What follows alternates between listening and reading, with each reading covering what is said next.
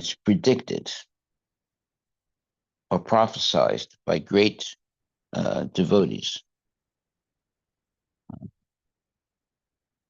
So it says, personality Godhead being worshipped by you will spread my name and fame. He will vanquish the knot of your heart by becoming your son and teaching knowledge of Brahman.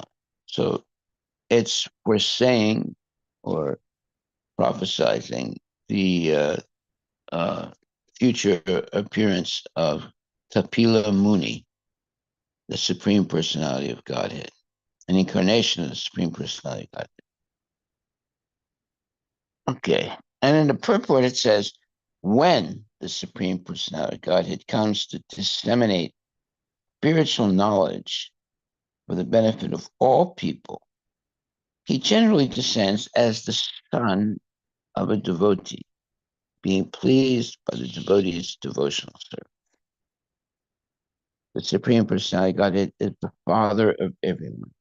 No one, therefore, is his father, but by his inconceivable energy, he accepts some of the devotees as his parents and descendants. That's exactly what's going to happen. It is explained here that spiritual knowledge vanquishes the knot of the heart. So what is the knot of the heart? It is matter and spirit are knotted by false ego. A very important statement. The false ego knots or ties matter to spirit.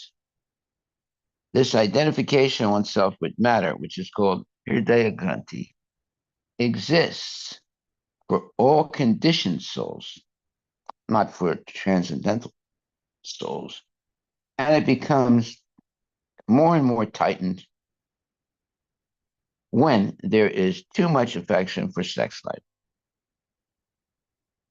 Okay, so Prabhupada is revealing a lot of, and this is a purport, it's revealing a lot of, let's say, flashpoints that keep people in the under the influence of Maya, and therefore they unnecessarily, or we unnecessarily suffer because of these false identifications. So he says, this identification of oneself with matter, which is called Hridaya Granthi, exists for all conditioned souls. And it became, well, it's all conditioned souls, not for all souls, but all conditioned souls. And it becomes more and more tightened when there is too much affection for sex life. Well, today, in the present society, there is an enormous amount of emphasis on sex life. It's like present everywhere, you know, in advertisements and movies and in books. It's just everywhere. Now, someone can say, well, wait a minute, it's also here in Srimad Bhagavatam. But actually, whatever we're hearing in Srimad Bhagavatam is to help us become free from sex life. But how can you become free from sex life unless you talk about it and explain, you know, its pitfalls? So it's not that, oh, well, you know, a lot of the things we're hearing is about sex. Well, it's about how to become free from sex life, not how to enjoy sex life. So that's why it says for people who hanker after material possessions, society, friendship, and love, this knot of affection becomes very strong. Well, again, when you say society, friendship, and love, well, this is what people are looking for in material life. They want society, friendship, and love. But what happens when you have, let's say, when you hanker after material possessions, society, friendship, and love, there's a knot of affection becomes very strong. The knot of affection uh, is this attraction to material life, and it becomes stronger and stronger, tighter and tighter uh, in present society, and it becomes tighter and tighter by the material possessions, and then society, meaning and friendship and so-called love. The knot of affection becomes very strong. It is only by Brahma Bhavana, the instruction by which spiritual knowledge is enhanced, that the knot in the heart is cut to pieces.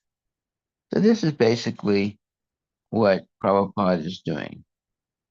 He is cutting to pieces the very tight knot of affection for sense gratification and emphasizing the glories of becoming Krishna conscious. Uh, and therefore it says the for people who hanker after material possession, society, friendship, and love, this knot of affection becomes very strong. It is only by Brahma Bhavana, the instruction by which spiritual knowledge is enhanced, that the knot in the heart is cut to pieces. So Prabhupada is revealing here exactly what he is aiming at. Not only him, but all bona fide uh, devotees are aiming at cutting this knot of uh, false affection uh, for what you would call material possessions, society, friendship, and love. But when it says love, see now there's a problem with this word love in English. In other languages, like for example, Sanskrit, there's not one word for love. In English, there's only one word for love. That's love. But there are different types of love. But in other languages, there's different words for the different types of love. But in English, you only have one word for love. So it could be love for Krishna, or it could be love for sense gratification. But love for Krishna is not equal to love for sense gratification. So therefore, just having one word for love can be misleading. And like for example, here it says, for people who hanker after material possessions, society, friendship, and love, this knot of affection becomes very strong. Well, in that sentence, it's not actually love; it's actually lust.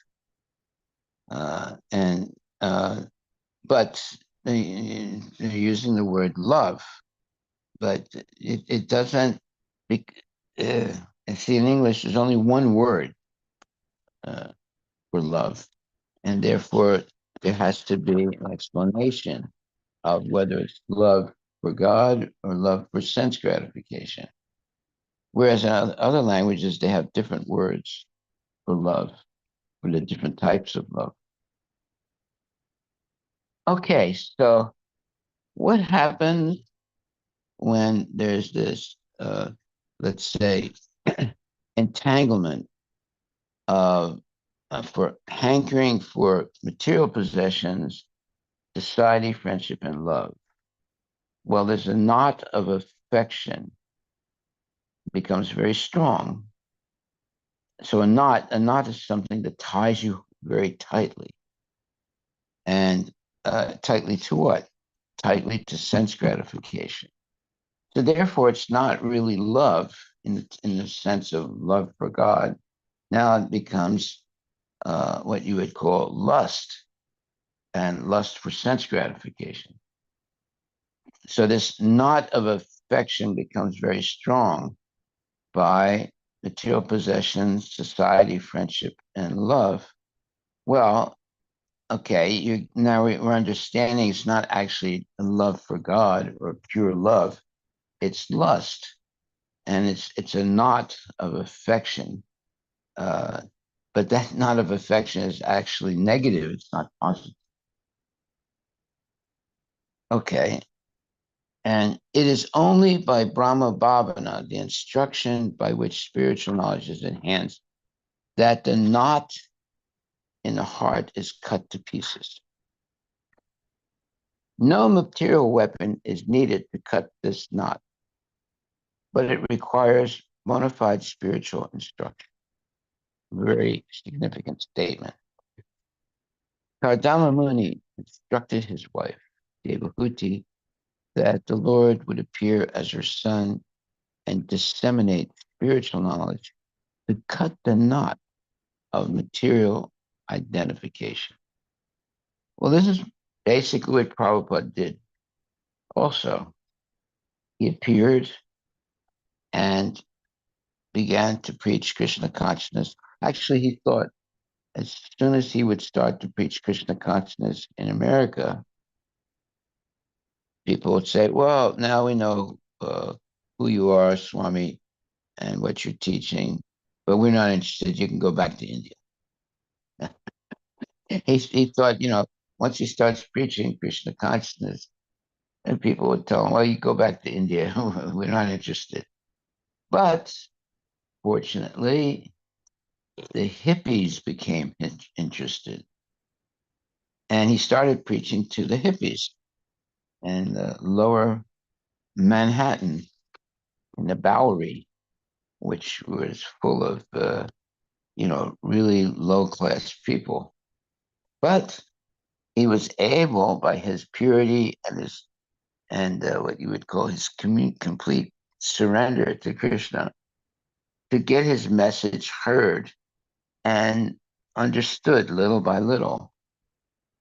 At first, no one was interested. For about a year and a half, no one was interested in what he was doing. Then it caught on, and some young devotee people became interested in Prabhupada and his message. What was his message? It was basically just chanting Hare Krishna. That's the way he started the movement. And he would just chant Hare Krishna and give a little bit of a prasadam. The original prasadam was an apple that he would cut very carefully into different pieces and hand it out as prasadam after his lecture. So, a very humble beginning in Srila Prabhupada because he didn't have any money. However, he gradually developed, a following by his perseverance and complete surrender to Krishna. And instead of these young people being, let's say, overwhelmed by sex desire, they began to develop some feelings for Krishna and understanding the difference between sex life and spiritual life. So I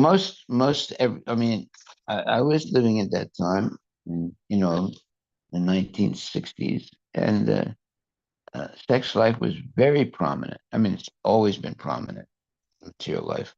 But it's very prominent amongst, young people. By the way, there is proof today that there is less, let's say, attraction to sex life than there was, let's say, in the 1960s. Can you look that up?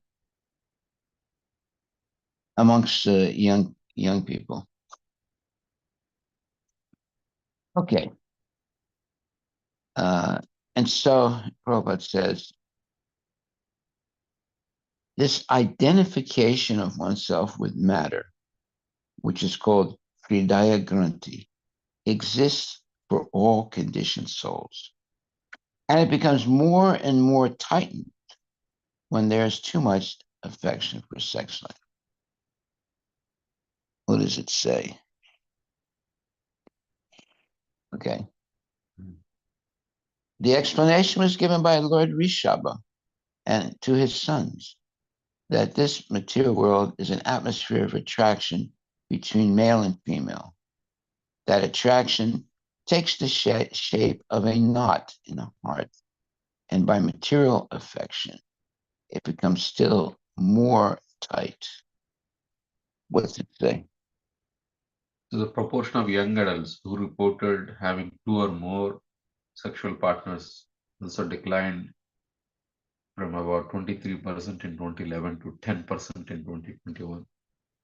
Yeah, yes, there is a decline in this, let's say, frenetic uh, desire for a sex life in the United States, whereas at one point it was very, very uh, prominent. It's still prominent, but it's just it's decreasing. It's not increasing. Whereas in the 1960s, it was increasing to a very, very, uh, very, very important, let's say, desire for young kids to get engaged in sex life. Okay, so this is a very important purport. And if you want to understand what Prabhupada is doing by his preaching, this explains it very clearly. He says, matter and spirit are knotted by false ego. That's a huge statement. What is a false ego? Well, it's something false. It's not real. But it is considered, or it seems to be real in the minds of less intelligent people. So, like, for example, I remember uh, there was a long time ago uh, when we were just starting to preach and make some devotees. There was this one Jewish girl that was trying to become a devotee. She was coming regularly to, kirtan and chanting the streets. So at one point, her mother came and she insisted on talking to me because she understood that I was like the temple president. And she kept calling me and wanting to talk to me. So finally, she just came to see me. And she started to, you know, talk like a crazy person. And she kept telling me, my daughter has to have sex. You're denying my daughter what is an important thing in life. So no, she has to have sex. She kept talking like that to me. It was like insane, and her daughter was like bewildered, and and finally, the mother was able to take her daughter away from the temple. So there are crazy people like that, and unfortunately, we have to deal with them. Okay, so when it says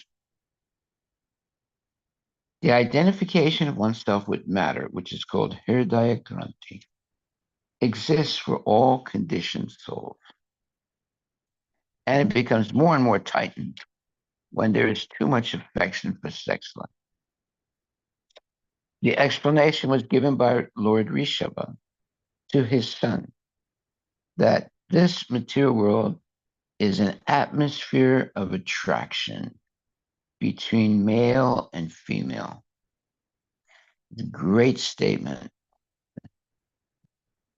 The explanation was given by Lord Rishabha to his son that this material world is an atmosphere of attraction between male and female. That attraction takes the shape of a knot in the heart. Well, if you have a knot in your heart, you'll probably have a heart attack. right? That means that means the blood is not flowing properly, in your body, and there's a knot, right? A knot usually it ties you, right? A knot's something that you tie. So that attraction takes the shape of a knot in the heart, and by material affection, it becomes still more tight for people who hanker. Now, hanker is a good word. It's used like Prabhupada. Uh, it's more than desire. Yeah, you might desire something. When you hanker something, and we'll look up the word hanker. When you hanker something, it's more powerful than simply desire. It's like you're Strong on, desire. huh? Strong desire Yes, to do something. yes. It's strong desire. It's not just desire. It's very strong desire. You're like, uh, you have, basically, you're like crazy. You know, you're hankering. You can't get it out of your mind. That's the whole point. You can't get it out of your mind. So, yeah, what is it? Have a strong wish for it. For example, I've been hankering for some pizza. Means you've been really wanting pizza. Yeah. So that's why Prabhupada is using this word. For people who hanker after material possession, society, friendship, and love. Now, in a sense, you would say, well, wait a minute. What's wrong with society, friendship, and love? Well, it's a knot of the knot of affection becomes very strong. Now you can say, well, what's wrong with the knot of affection? Like in a family, there's a knot of affection. What's wrong with that? Well, yeah, what's wrong with it is there's no Krishna involved in that knot. That's what's wrong with it. You're tied to something that's minus Krishna. If there is a knot of affection for Krishna, the Supreme Personality of Godhead, well, you could say, okay, that's good. But this is a knot of affection for family and for friendship and for love, but that's not real love. It's sex and sense gratification. So this knot of affection becomes very strong. Now you see, this is the problem with the English language. There's only one word for love, right? So uh, then there's got to be an explanation. What kind of love is it? Is it love, pure love for Krishna, or is it love for sense gratification? You see, you only have that one word. There's not other words for this explanation. So they have to explain it to so that someone understands the difference between love, which is actually lust, or love, which is actually pure love for Krishna.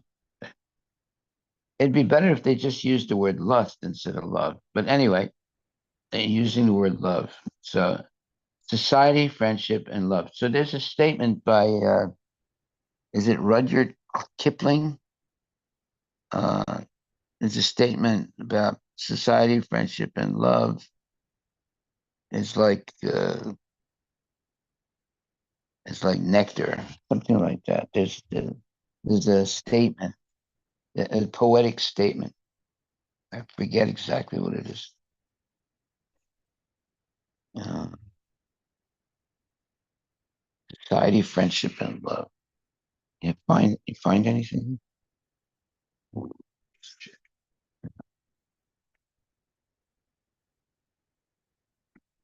Okay, so we're talking about a knot in, yeah. William Wordsworth. Oh yeah, William Wordsworth. Yeah, I keep forgetting that. Go ahead. What does it say? So he mentions these sentiments in his poem, Lines Written in Early Spring, which reflects on the beauty of the nature and the connection between the human emotions and the natural world. Wordsworth was also known for his deep appreciation of nature and belief that it could inspire and elevate human emotions such as love and friendship.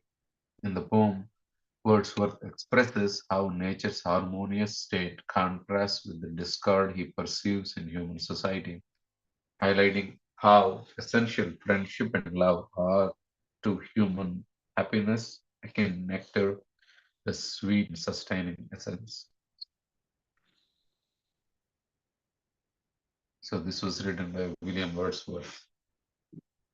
Yeah. What? Can you just read that last sentence again?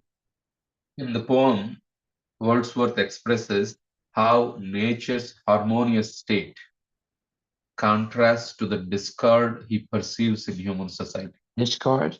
Yeah, means like currently in the society, he doesn't see this love and happiness, whereas in the nature, he perceives that love and nature, happiness. And that's why he highlights how essential friendship and love are to human happiness, like nectar, the sweet, sustaining essence.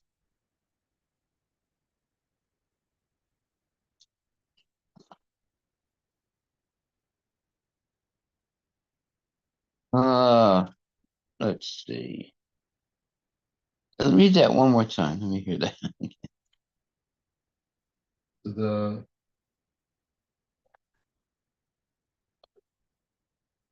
so here the phrase society, friendship, and love is like a nectar is attributed to the English romantic poet William Wordsworth. He mentions these sentiments in his poem Lines Written in Early Spring, which reflects on the beauty of the nature and the connection between human emotions and the natural world. Wordsworth was known for his deep appreciation of nature and the belief that it could inspire and elevate human emotions such as love and friendship. In the poem, Wordsworth expresses Which how poem? Which poem is that? lines written in early spring, and it reads something like, to her fair works did nature link the human soul that through me ran, and it grieved my heart to think what man has made of man. Something along those lines. That's the poem. The poem itself is named as the lines written in early spring. Mhm.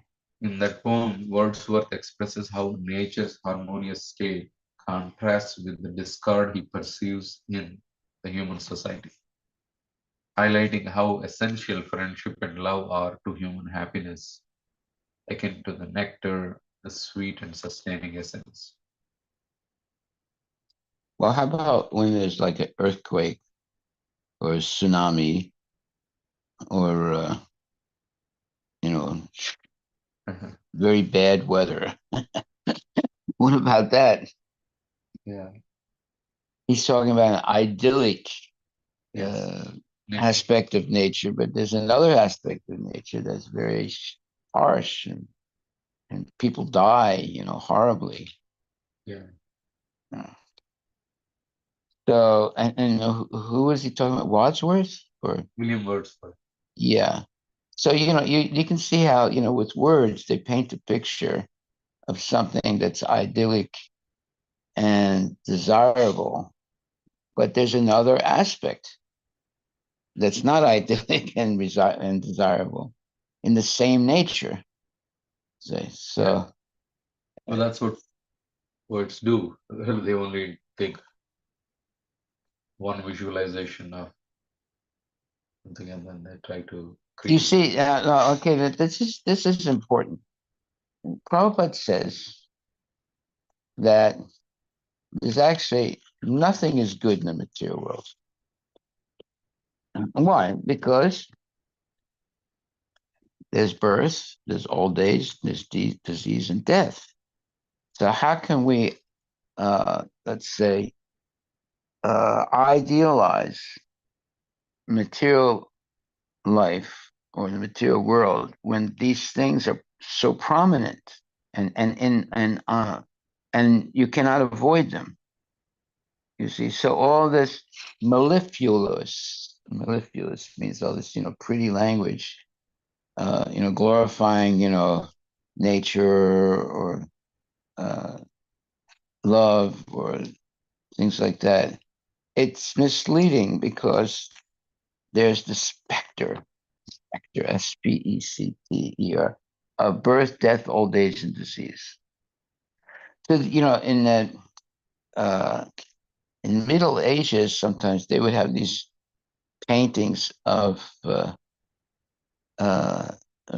sometimes a very sweet girl, but right behind her was a demon, right, ready to pounce on her and kill her. And in other words, that was like reality of material existence, where there's no real. I mean, there's there are moments of happiness, but ultimately, it all ends up in misery. So it depends on what how you uh, understand your life in the material world. Some people think it's wonderful because they're having a lot of sense gratification, just like you have college kids, when there is the uh, let's say holidays from school, a lot of kids, from let's say New York and in the northern parts of the United States, they go to Florida. They sort of invade Florida, because the weather is warm, in the wintertime.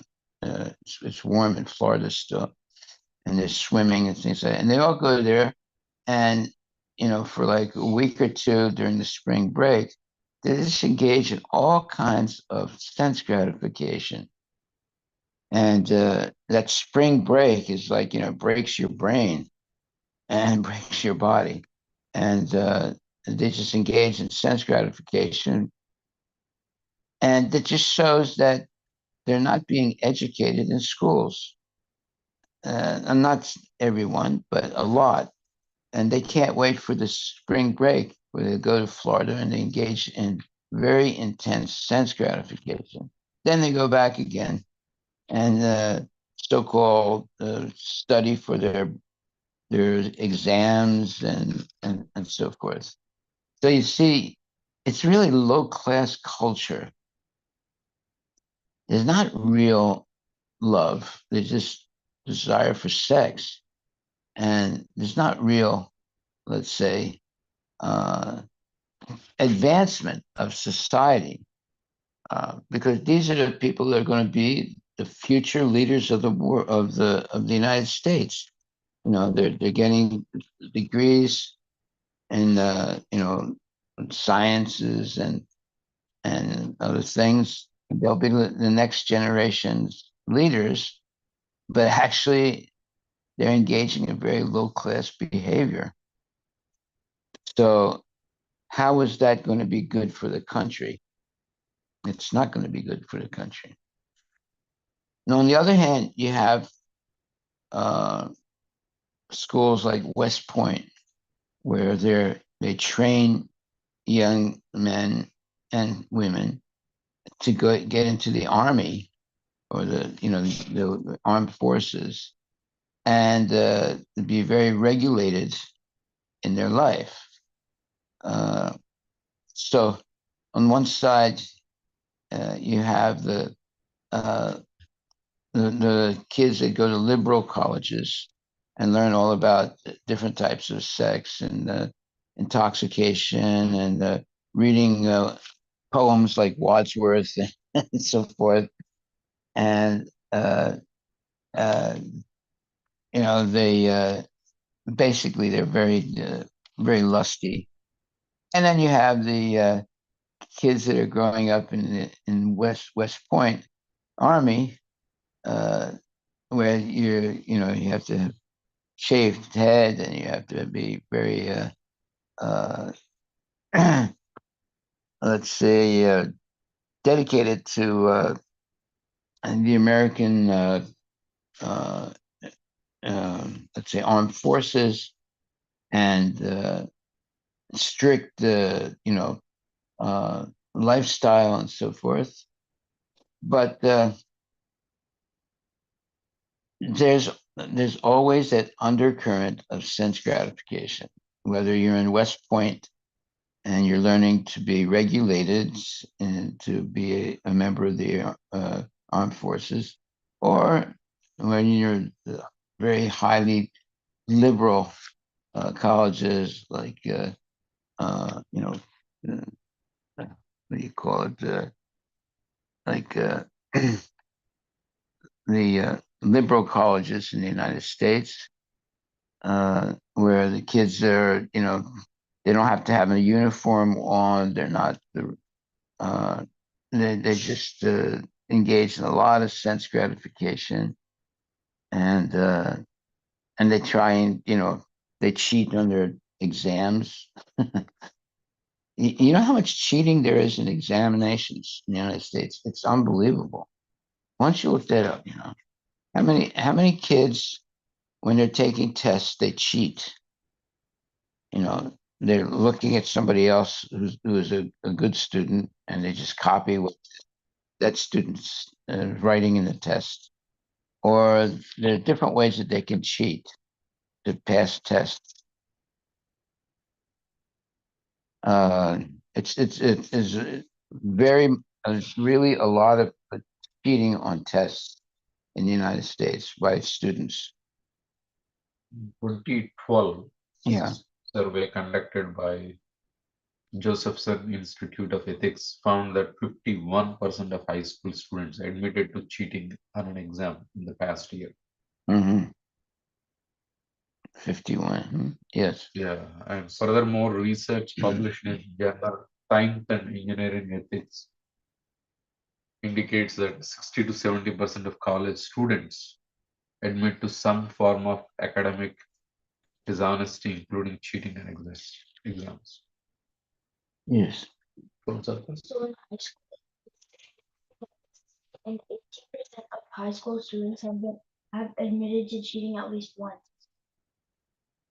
Okay. But in college, the prevalence can be even higher, with estimates suggesting that around 70% of college students may have engaged in some form of academic dishonesty.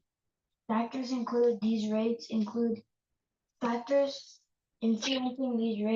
include academic pressure, access to resources, and the perceived likelihood of getting caught. Schools and universities continue to develop strategies to combat cheating and promote academic integrity. Promote academic integrity. Yeah. Uh, Maybe they should just have courses in academic integrity instead of, yeah. Uh, uh, you're talking about the kids going to Florida Yeah. on spring break. I asked how much is the increase of people in Florida every spring break. The population in Florida significantly increases during spring break due to the influx of tourists, particularly college students. The exact increase can vary depending on the year, but generally their state sees hundreds of thousands to over a million additional people during this period. Yeah, they come from, Harvard and all the big schools in the north for spring break. And what do? They have a lot of sex, they're taking intoxicants, and just completely engaged in sense gratification for a week or two in Florida. And then they go back again to so-called education. It's no education. It's all nonsense. Yeah. So, so oh, they might be like if they went to Miami Beach during peak spring break weeks, Miami Beach can see an influx of up to 100,000 additional visitors daily. Granama City Beach, this popular spring break destination can draw over 250,000 visitors during the season. Yeah. Yeah. And these are mostly rich kids, in very, schools like Harvard and so forth. They go down and just act like idiots, getting drunk and having sex. All right. Well, this is America. Okay. So you see, what education are they getting?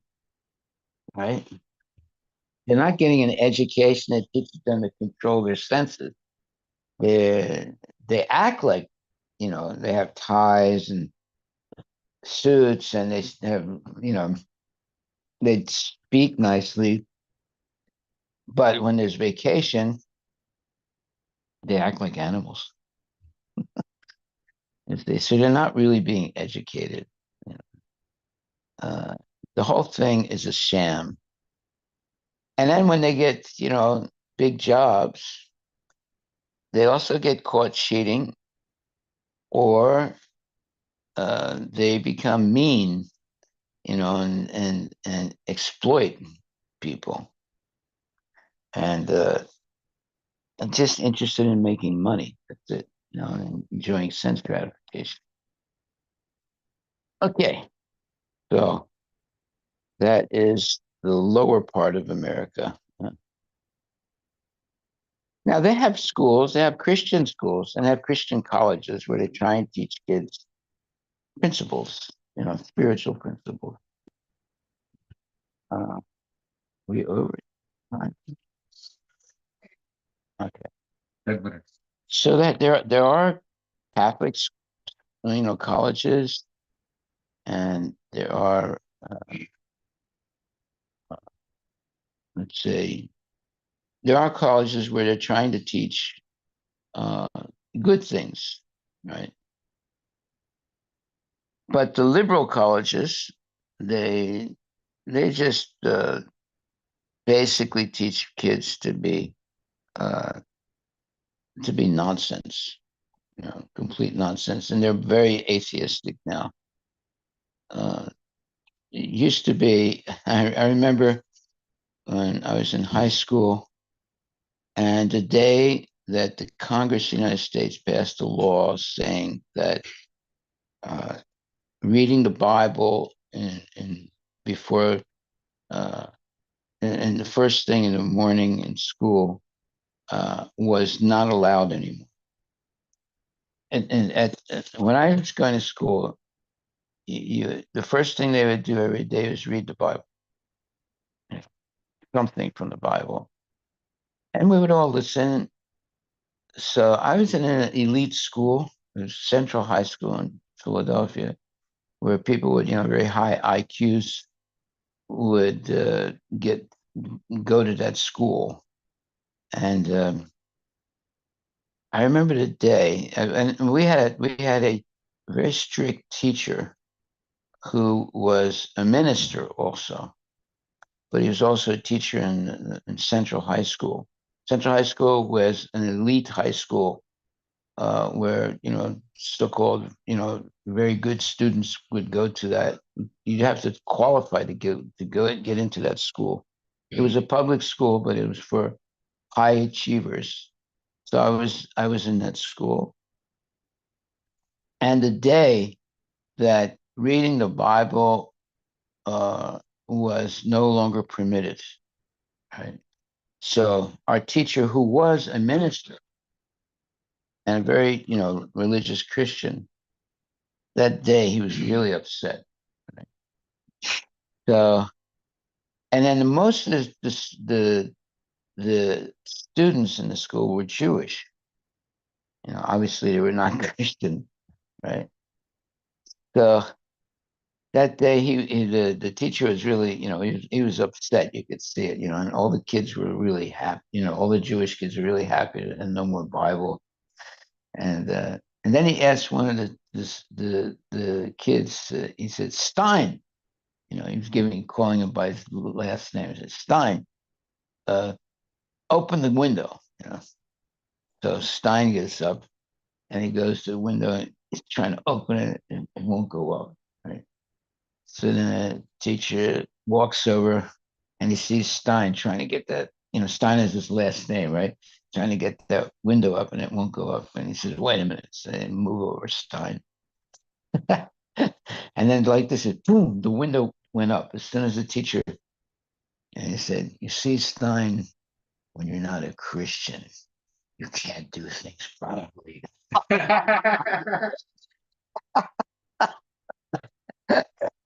That is the other extreme.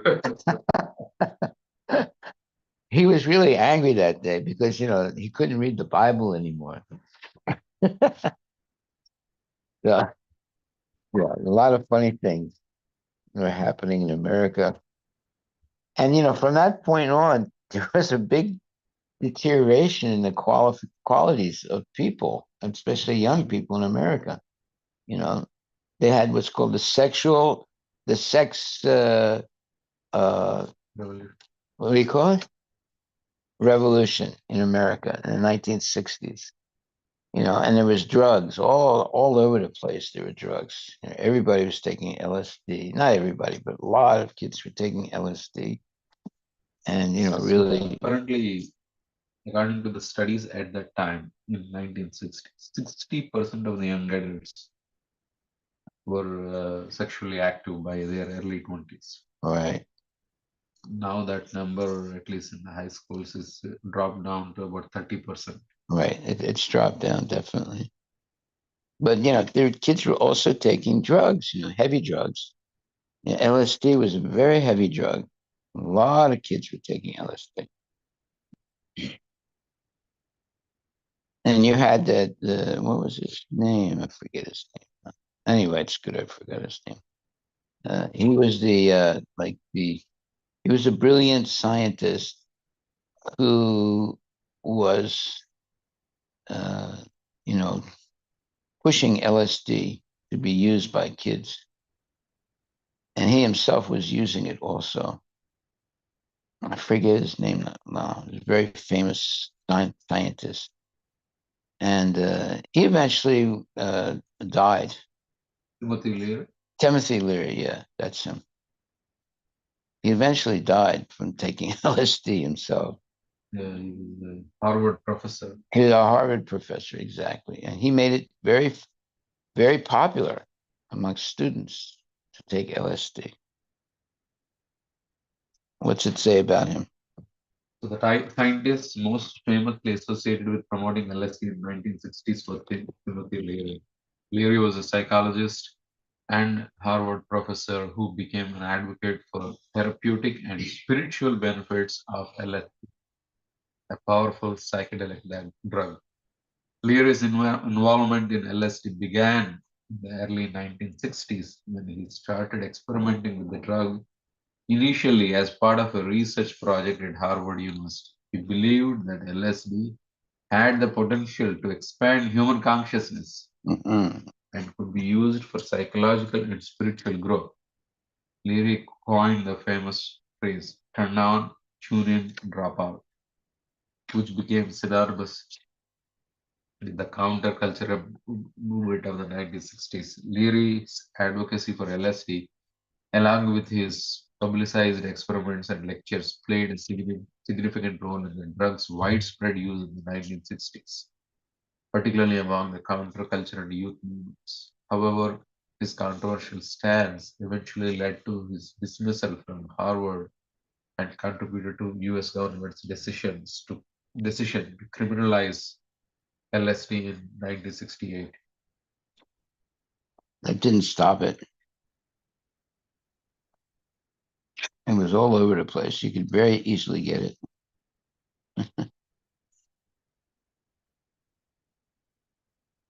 The United States government can, outlaw something, but it doesn't mean it stops it. Like today, look at all the drugs that are coming into the United States and is ruining, young people's lives. Uh, and very, very powerful drugs, like fentanyl. It's a very dangerous drug. And a lot of young kids dying from taking it. It's just a little pill, you know, and it's very cheap, that pill. It's enough to kill you. But the government is not stopping it. They're trying to, but uh, sometimes every once in a while they say, "Well, we caught 45,000 pills of fentanyl," you know, and they advertise it, but it still keeps coming into the country. Yeah, Timothy Leary was a nonsense person, complete nonsense person. Does it say how he died Uh, or what age he died at?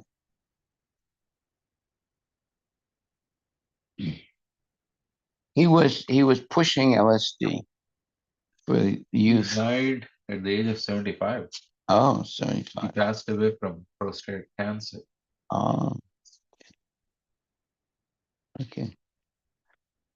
All right. So I think we'll stop there. Timothy Leary. Uh, he ruined the lives of many young kids, many young kids. A lot of young people, overdosed on these drugs like LSD. They died, and then they went to harder drugs. You start with marijuana. Everyone says how good marijuana is, but that's actually it's the portal to much harder drugs like opium and so forth, or LSD. Okay, well, thank you very much. We'll stop there and continue again in 11 hours. Haribol. All Okay. goes to Srila Prabhupada.